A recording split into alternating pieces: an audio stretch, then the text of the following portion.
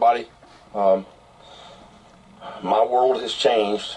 My mother, Brenda Hardin, passed away on Wednesday, September 8th, 2022, the same day as the Queen of England died. Well, let me try to tell you my words, my account. You can make your own decision. I will not tell you, okay, this is what happened. I went to work on Wednesday. I get up very early. I get up at 5 a.m., hit the road at 5:30. At about 9:30, I got a call from a mutual friend of my mother's that she had been rushed to Catawba Valley Medical Center, and I immediately told my boss I had to leave, so I left and met her up there at the hospital. Okay, well, they were checking her into the emergency room when I got there. They were asking her questions about her birth date, her name, where she was at, what location she was at, where she was born, that type of thing, to see if she still had her cognitive abilities, which she did. She still had all of that. She knew all her faculties were still in place. She knew it. Okay, this is where it gets kind of weird. So they told me, or her son, they asked me if I was her son. Yes. And they wanted to know if I would, if they were going to check her into the hospital when a room was available on room 501, internal ICU. So I said, okay. And I left the room and went up to the 5th floor waiting room to wait till they check my mother in. Okay. As I was there, my phone rang, and I answered it, and it was a nurse from Catawba Valley Medical Center wanting to know if things got bad with my mother, would I consent to her being put on a ventilator? And I said no, because most people have died on ventilators. I have many friends die on ventilators. I think the probability of life that are being put on a ventilator is very slim. You're lucky out of 12 people if you get one person to walk away. And so anyway, a mutual friend named Alma told me that she was with my mother when I was waiting in the waiting room for her to be checked into the 5th floor. Apparently my mother told them no also, which I was glad, because I know it's a sure death. If you're put on a ventilator, you're going to die. So anyway, I thought I was saving her life that way. Okay, so as I checked her into the room, when I found out she was in the room, I went in there and visited her. Okay, so I sit with her all day long, and her vital signs look pretty stable. I got the pictures of them to prove it. Okay, and her oxygen was 88, 91. They had the oxygen on her face, and couldn't talk to her because she had all that oxygen on her face, that big mask. So I'm sitting there with her. I left that night at 10 p.m.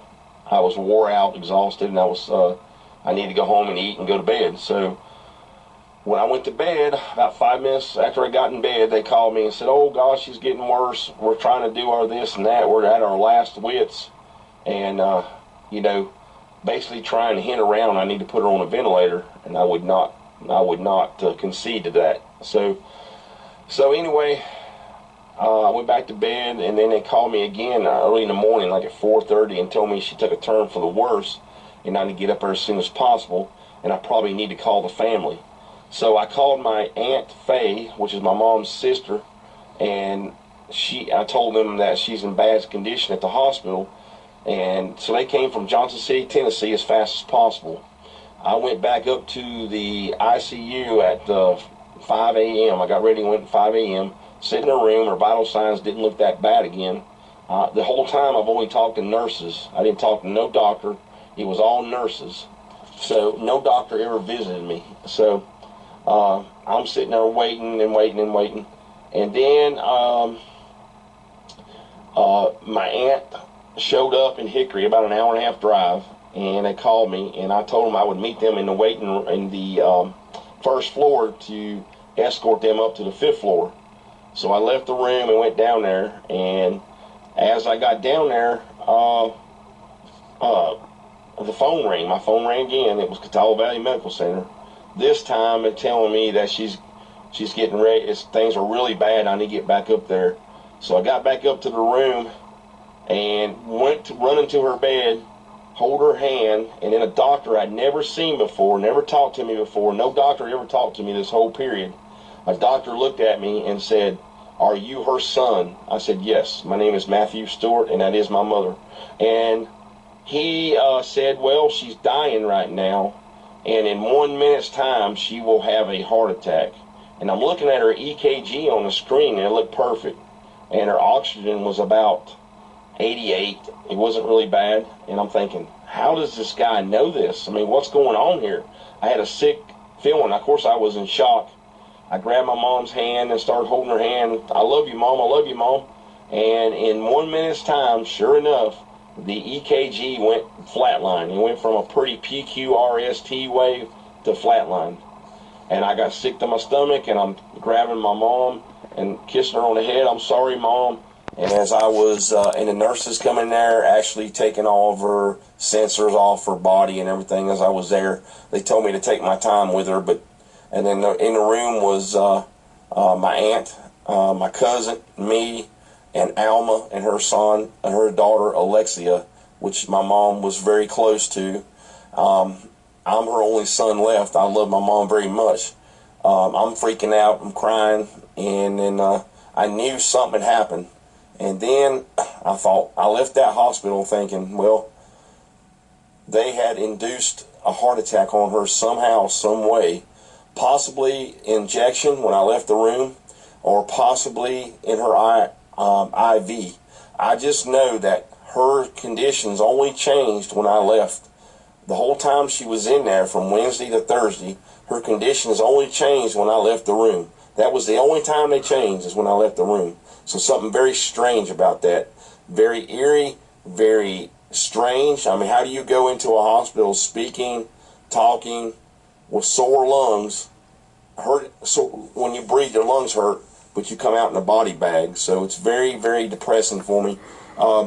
The friends and I went to the Jenkins funeral home not long after she passed away at 10 a.m.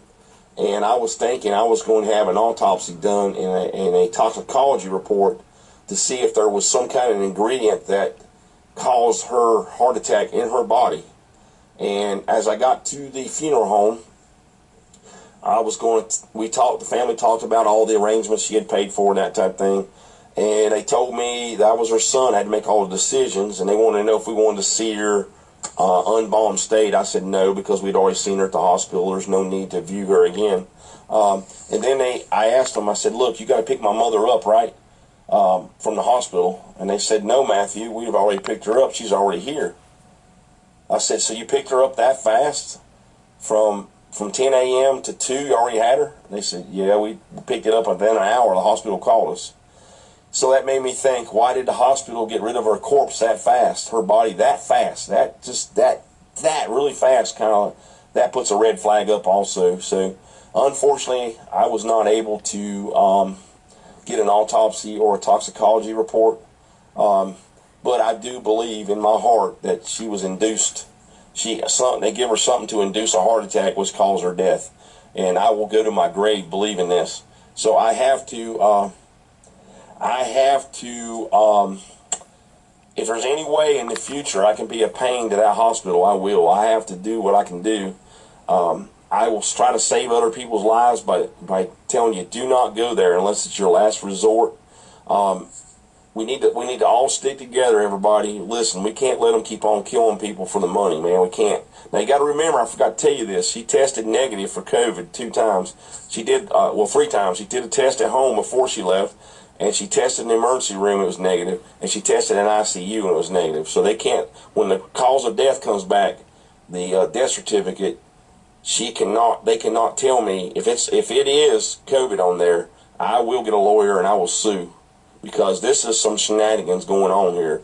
There's some dirty stuff going on, and I can't believe it, but it's true. I lived it this time. So I knew it was happening to my friends, but this time I actually seen it in action. So I know there's some foul play. Her heart stopped when the guy said in 1 minute she will have a heart attack. Now, how do you know in 1 minute she'll have a heart attack? When you're looking at the screen, PQRST, and it looked really good. So they induced a heart attack with an injection when I left the room, or they added something to her IV.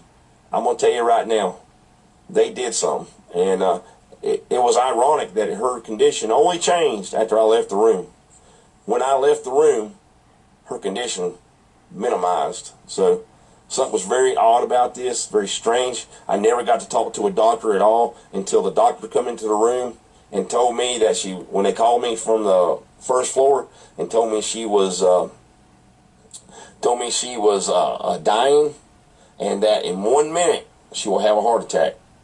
He knew exactly when she's going to have a heart attack. So that's very strange in itself, and I don't hear anybody say that science has evolved that much. If science has evolved that much, then none of us will die of a heart attack, because they will know when we're going to have a heart attack. So let's not go there. Let's not go there. Let's not play naive. Let's not be stupid. Let's call the elephant in the room what it is. It's true. So God bless everybody. Please pray for me. You know, I love my mom very much. I took care of her to the end. But I know that they induced some heart attack on her. They are eliminating people. I don't care what anybody says. I don't care if you don't believe it. It is happening.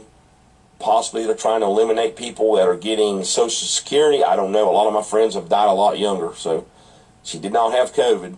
She did not have COVID. So anyway, I got to handle all her affairs now, and it's pretty rough on me. She passed away Thursday at 10 a.m. So, and now I'm looking outside, and her hummingbirds are looking for her. She used to love to feed hummingbirds, and there's one looking for her chair right now outside on the porch. I'm going to try to show him to you. Hang on.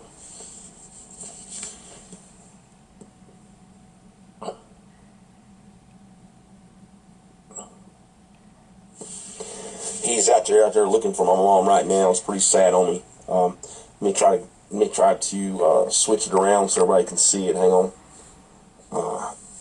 Okay. Here he is.